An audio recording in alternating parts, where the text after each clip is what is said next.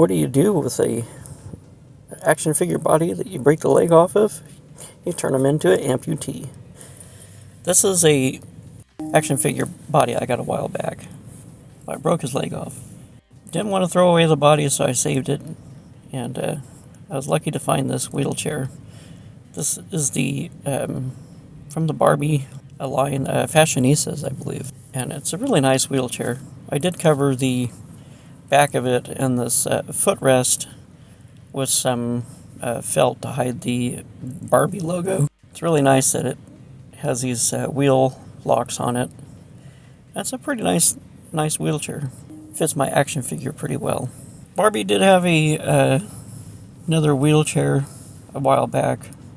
I was happy to see when they returned and made these because they look more realistic than the last wheelchair.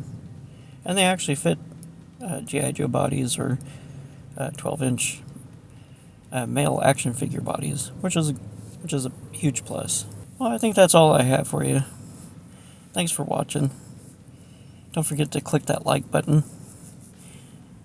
and share this video if you know anybody who would enjoy it. And don't forget to collect, inspire, and create. I'll see you in the next video.